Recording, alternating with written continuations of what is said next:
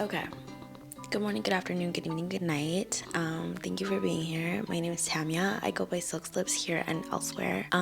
Today's video heavily focuses on Japanese street style from over 20 years ago, its current wave of impact held in the West, and posing philosophical inquiry around why the freedom of expression that can be found in popular Japanese fashion magazines of the past would be of such importance to us now, and our ways of finding these things in the present. If you watched my last video where I talked a lot about the indie sleaze revival, hipsterism, and the impact that instances of global tragedy can have on our ways of dress, from 9/11 to the 2008 financial crisis, the concurrent war on terror, and the pandemonium moving forward, as well as what it looks like to closely align one's way of dressing as a thoughtful or thoughtless response to economic and political turmoil, I thought it should be intriguing that some styles can come across as though they are the exact opposite in embracing a utopia beyond us, yet remain equally as relevant as a backlash to a tumultuous social landscape. At the moment, I really want to dissect what it could potentially look like to embrace eccentric ways of outfitting oneself like armor, with a case study on Japan in particular. More specifically, the evolution of Japanese fashion aesthetics and an illustration of how modern Harajuku came to be, the fashion district located at the heart, or the lower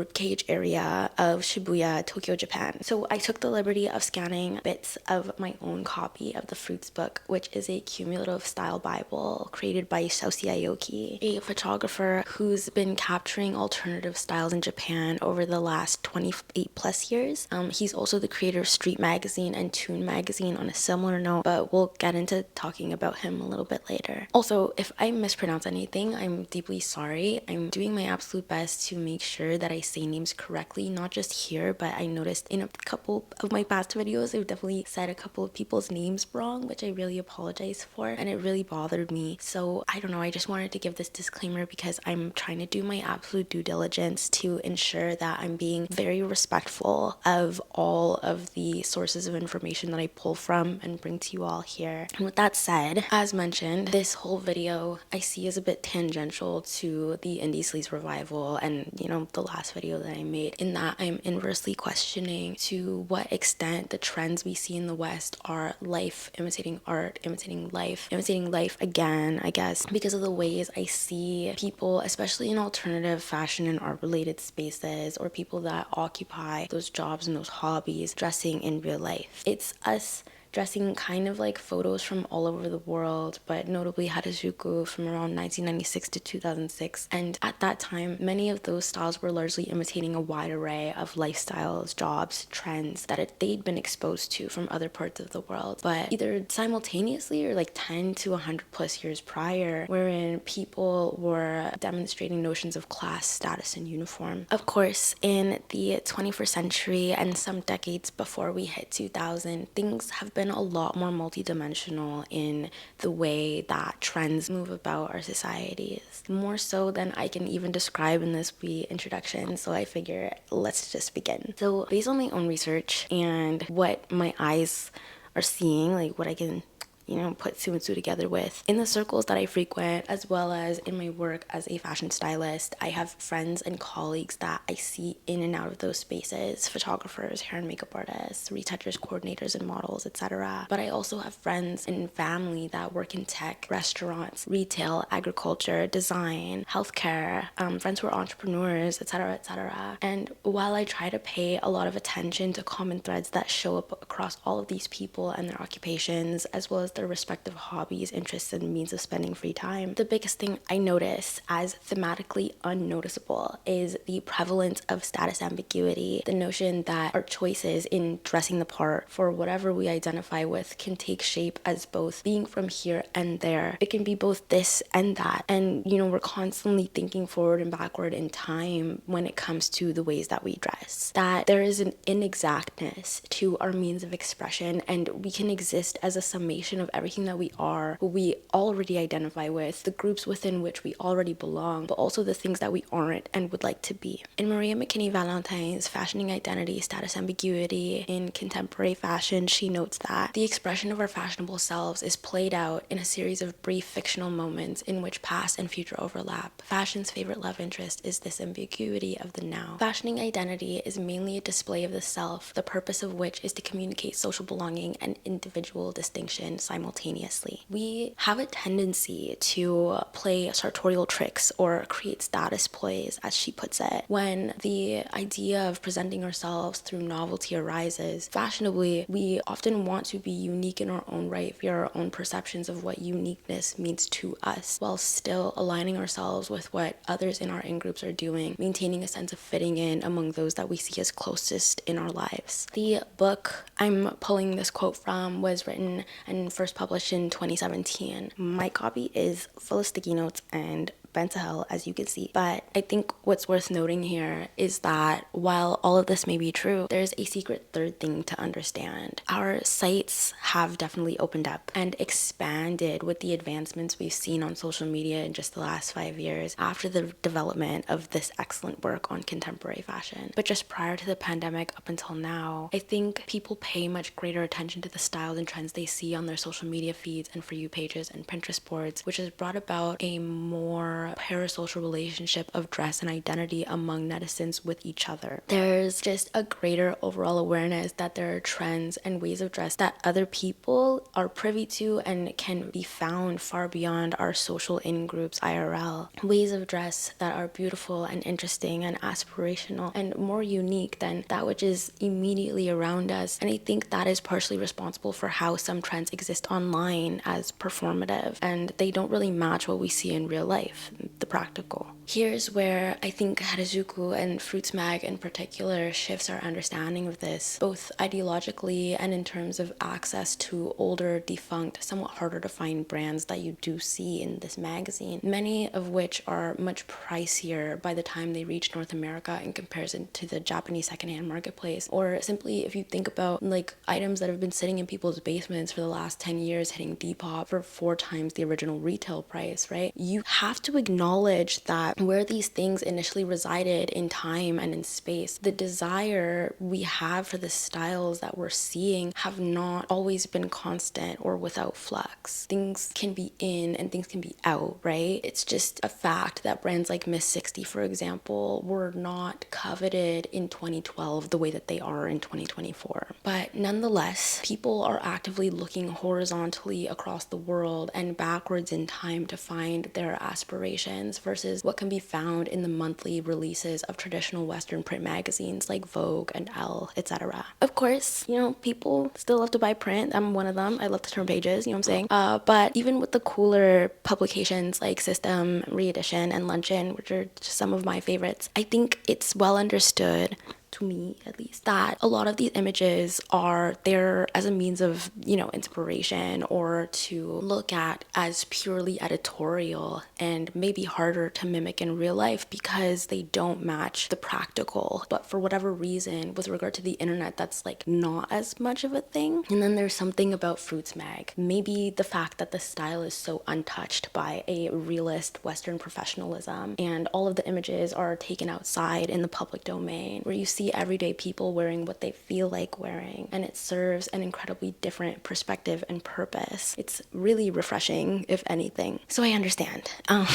And to add on to that thought, I'd like to do a historical dive into Japanese history with regard to style because it goes so incredibly deep. Like, we're gonna go to the late 1800s, but I promise all of it makes sense, and all of that in space and in time relates to the small neighborhood of Harajuku because every detail here is key. So people often think about and reference the Japanese tech and industrial boom of the 20th century when they think of Japanese culture as it is widely known to be now. But it was actually around 1868 to 1912 that the modernization of Japan actually began. This was the Meiji Restoration period. Government leadership during the Meiji era sought to revamp Japan to enforce Bunmei Kaika, which means enlightenment and civilization, to bolster Japan's international presence and standing economically and societally after having been forced to sign unfair treaties with the USA and European nations to continue large-scale trade via terms that did not favor Japan closer to the end of Tokugawa Yoshinobu's reign as the last shogun just prior to his passing and the beginning of the Restoration period. Meiji rule shifted the economy, all aspects of industry, cultural customs, technological advancement, etc. Like everything from new transportation methods being built, the development of a post system in 1871, and it's also noteworthy to mention that around the beginning of this period, Japan saw the capital change from Kyoto to Tokyo. Japan really reshaped itself and bounced back into economic prosperity. This is not once, but twice, and we'll get into the second time.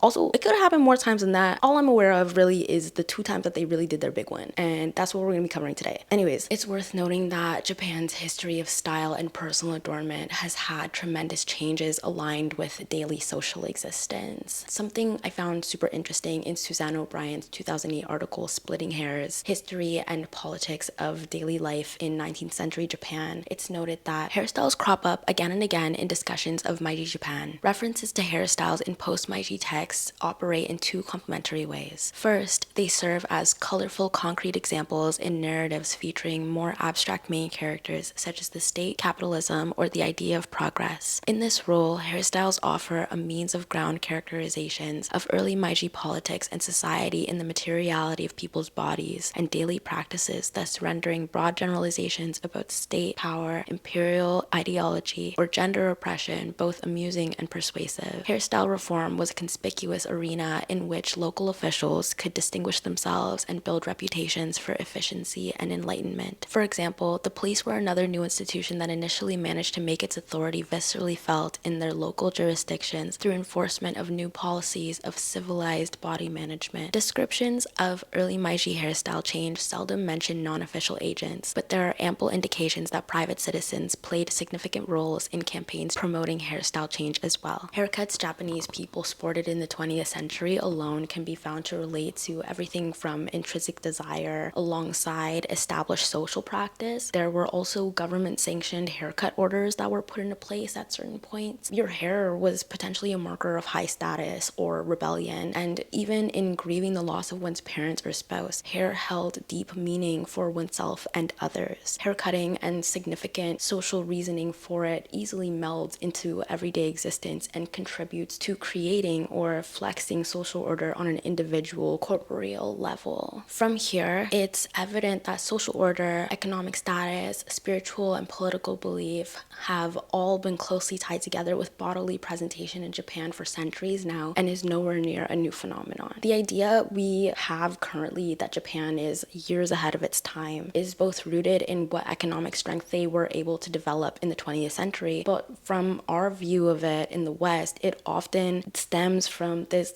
weird place of Orientalist thought, the falsehood laden in Western perceptions of Asian, African, and Middle Eastern cultures as being backwards or lacking rationality until matching up with Europe and their colonial practices within the Americas in particular, when truthfully, modernity exists in myriad ways the world over, and Japan's move to position itself as modern has more to do with their empowerment and bounce back than doing things in the way that they're done elsewhere. And we're gonna go from there. Suzanne O'Brien agrees in stating the shop-worn narrative of modernity emerging first in Europe and America, then spreading to the rest of the world, which is seen to be perpetually trailing behind on the same path toward a universalized Western modernity, fails to allow the possibility of diverse trajectories toward a variety of experiences of modernity. So all of this and plenty more that I haven't mentioned yet in what I assume is going to be a long video, so please buckle up. These events were occurring up till 1912, and at this point, if there's any name in particular that I would like to bring up, especially as relates to fashion, it's Kensuke Ishizu. If we kind of follow his life and the events surrounding it, it's quite illustrative of how fashion evolved in Japan in the early to mid 20th century alongside what impact he directly had. Ishizu was born in Okayama, Japan in 1911 at the tail end of Japan's Meiji era. It's noted on a blog post from 2017 written for Ivy Style, published with reference to the works of W. David Marks, which I've all linked below, that Kensuke Ishizu had an interest in fashion from a young age and strived to change what existing taboo there was surrounding men's interest in clothing. In the 1930s, just a few years into the the Showa era, Ishizu enrolled in university in Tokyo, but then he moves to Tenjin, China during Japan's invasion and occupation of the city, which began in 1937 and was simultaneous with war crimes committed by the Japanese Army and Navy, subsequently leading to millions of people losing their lives in just a little over a decade. By 1939, they then blockaded the British and French occupations for demonstrating anti-Japanese sentiment in Tenjin. They were occupying it too, but they're like, y'all need to get out. What? Like, anyways, during Ishizu's move to occupy Tenjin, he worked in retail for a traditional Western menswear store, and by 1943, as Japan had been fighting against a group of world powers self-titled the Allied Nations, and then also 2 years deep into the Pacific War, starting with a US naval base in occupied Hawaii, frequently referred to as Pearl Harbor. Around this time, Kensuke Ishizu decides to enlist and works for a munitions factory. By August of 1945, Japan had surrendered from the war, citing the atomic bombings led by the USA's Manhattan Project with the aid of the UK and Canada onto Hiroshima and Nagasaki. This tragically devastated 64 Japanese cities, and an estimated 246,000 lives were lost over the course of just 2 separate days in the same week. As Japan resigns from the war, the Chinese army then goes on to take the invaded spaces of their country back, liberating the city of Tenjin and throwing Kensuke Ishizu into prison. Japan begins to recover post-war and experiences major social change and financial growth that's considered to be and named an economic miracle. Sometime later, Ishizu is released from jail and actually goes on to befriend American soldiers occupying/stationed in Japan. I say both because Japan lost World War II, but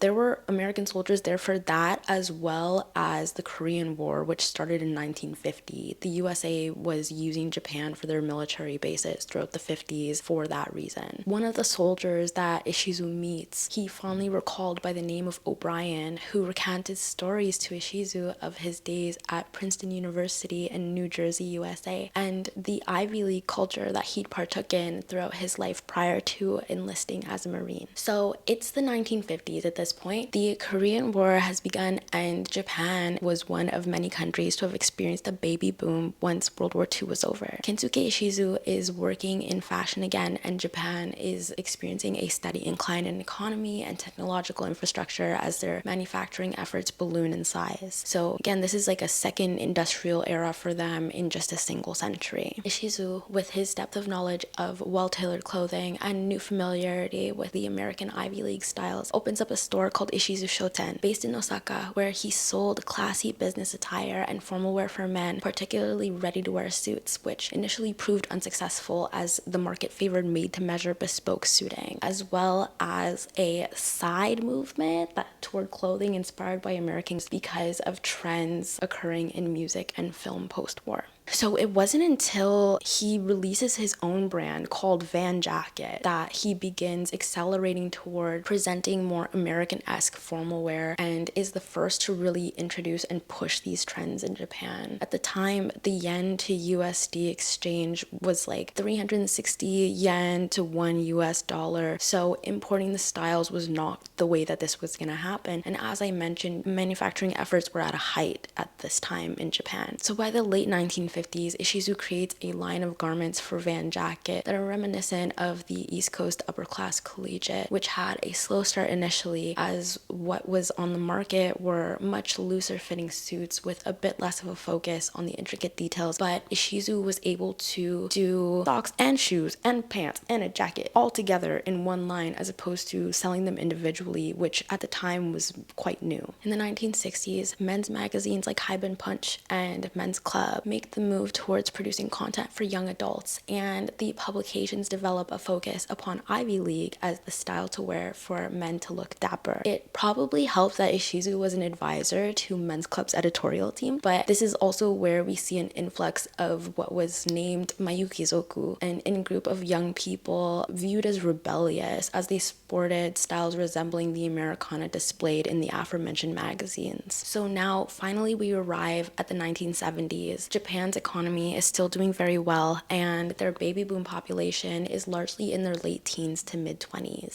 Notably, this is of course a time of newfound independence socially and financially, and there's a simultaneous transition from grade school to post-secondary education. There are various high schools, colleges, private and public universities throughout Tokyo, which is, as I've mentioned, the recent capital of Japan at this point, with many of these institutions being in the near vicinity of Yoyogi Park and the increasingly popular Jingumae, which we've come to recognize internationally now as Harajuku. So Harajuku is considered a special ward of Tokyo, officially located in the Jingumae district, as it stretches from the Harajuku metro station, where the area gets its name from, to Omotesando, which is a busy commercial avenue and the name of another metro station in the area. Through my research, I've come to understand that Tekenokozoku is the first style in-group or tribe in direct translation to congregate near Harajuku. This style continued on throughout the 80s. Aspects of it that made it noteworthy were robes in a wide array of bright colors or with different motifs printed / handwritten across the fabric. Costume jewelry like long faux pearl and beaded necklaces and colorful whistles, as well as stuffed animals often attached to the outfits in some way, were what everyone adorned. Participants of the takenoko trend would gather together in Yoyogi Park to learn and practice choreographed dances, making their existences known as they curated a way of being and made space just for themselves in this public area. From Donald Ritchie's 1999 book Tokyo, A View of the City, it is mentioned that Tokyo historically had no promenades or public squares, and people would see and be seen only in private spaces. The public spaces that exist today are those constructed by the people of the city. The street culture of Harajuku thus grew from a grassroots process of reclaiming and reusing public space. It became the opposite of the private home, a microcosmic society of communal spectacle where all positioned themselves under intense public surveillance, and the separation between performers and spectators was dissolved. So you can imagine that as these newly created community spaces are evolving via performance and style becomes intricately involved, the act of viewing and interacting thus impacts how one is seen / wants to be seen or not seen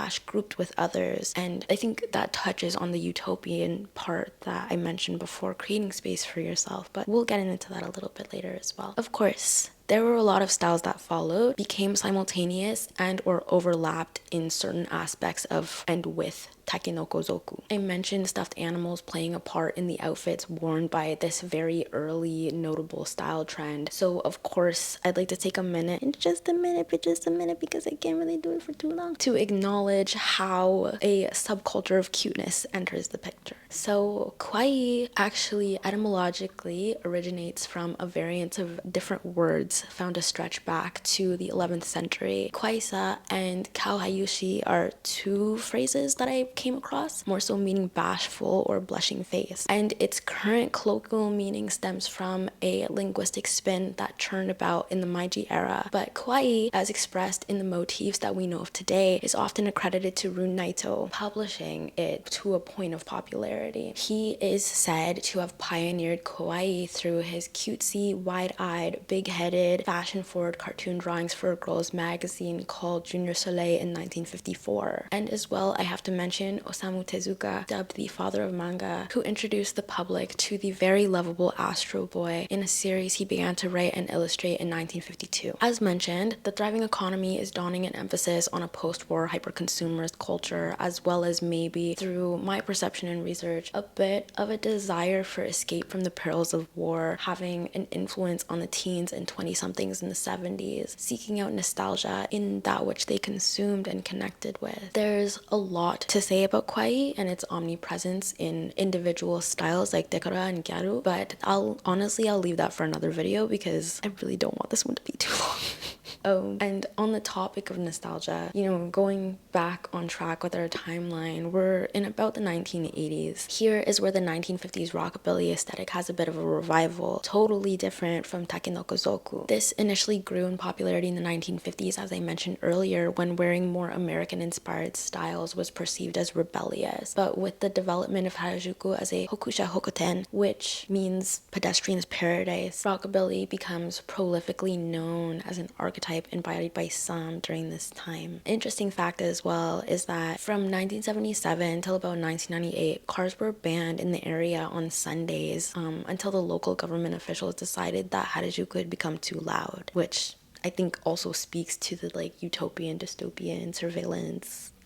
And, you know, at the other end of this wide spectrum of like rockabilly aesthetics, Takenokuzoku, you end up seeing the rise of Japanese prep. Kensuke Ishizu, who I spoke about at length earlier, his work to bring East Coast Ivy League overseas, now named Amitora, sees mainstream prominence among many young people frequenting Harajuku by the early 80s, alongside Takenokuzoku and rock and roller zoku, as the rockabilly aesthetic was called. When the 1990s arrives, on the one hand, Harajuku quickly takes to fast fashion's arrival, but then boredom ensues, and it's not until the mid to late 90s that something shifts, and it soon becomes a whirlwind of different styles, subcultures, in-groups, niche activities, and aesthetics. It's a congregation spot now to dress up and play for those simply intrigued by the expression of self and finding a sense of belonging while rejecting demands of social order, challenging what is viewed as productive output, and reframing public spaces in support of the development of community via shared interest beyond their professional and educational vacations. This should be viewed though as representative of how we can all perform, play around with the real, and assume notions of dress throughout the world and its history on the scale of one small neighborhood. Amelia Groom notes in Power Play and Performance in Harajuku that rather than being treated as some strange exotic enclave, the radical fashion of Harajuku should be used for thinking about wider ideas relating to the possibilities and limitations of resistance through dressing. Nothing is purely innovative or imitative, and the process of repetition always introduces an element of metamorphosis. Consumers don't take things on passively or uncritically, but relocate signs from their original context and transform their meanings in a chaotic bricolage where the distinction between artificial and authentic is extraneous. And with the change and movement that's been so well documented visually of Japan over a century, we were then subsequently blessed with Fruits magazine. Shoichi Aoki, the photographer, creator, and chief editor of Fruits, sought to capture street style in Paris and London for his magazine Street, and then the transformation of Urahara, or the street style of Harajuku, very early on. He started with Street Mag in 1985, which was an edgy publication that held a similar format to Fruits, yet was shot primarily in London and Paris. He's collaborated with Martin Margiela as well, and has an incredible knowledge of fashion. I've linked interviews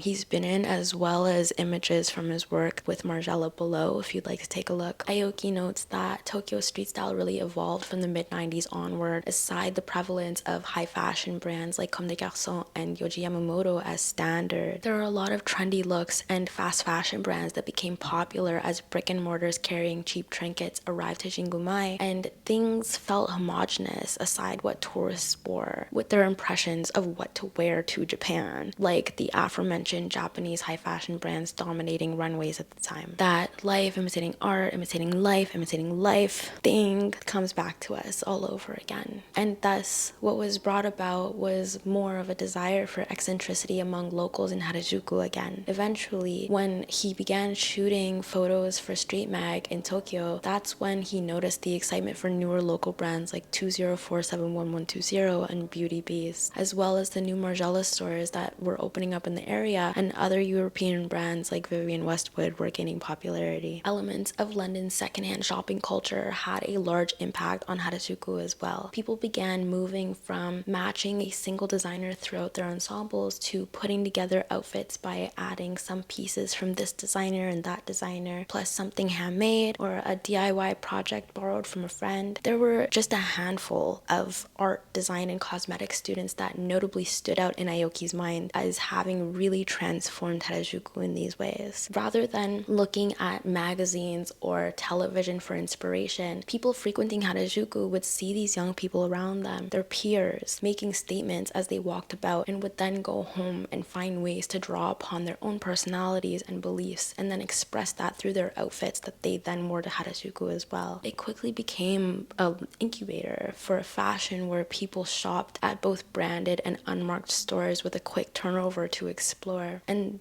It's then, around 1996, that signature mix and match bricolage style that many of us see to be a grandstanding representative of Harajuku is born. Regarding the case study I mentioned earlier, written by Amelia Groom, it is recalled of the hyperreality of Harajuku, that in their image-saturated world, these teens celebrate the superficiality of their posed identities without denying that that is all they are. Hippie, hillbilly, and hip-hop genres, for example, are enacted in a self-reflexive masquerade without regard for appearing natural or authentic. These genres were not grown organically in Tokyo, but adapted later with obsessive attention to details of dress, music, dance moves, and other stylistic elements, making evident that subcultural identity is not essential. We constitute ourselves as a techno raver or ragamuffin or glam rocker simply by looking like one. Images are adopted as though in quotation marks, and incongruity is of no concern as there is no ideological commitment. Harajuku from 1970 to the early 2000s is such a dynamic subject as it regards to how we perceive ourselves and others, and what relationship, identity, and appearance have to authenticity, the truth, and how we understand and relate to ourselves as well as other people. It also speaks to the desire to transform, manipulate, and adjust one's body and beliefs about codified social constructs and contracts, and the overlap that can exist in being yourself while also being something else, and the nature of being treated as a spectacle. I hope that that wasn't too daunting, that it, wasn't too hard to follow along with.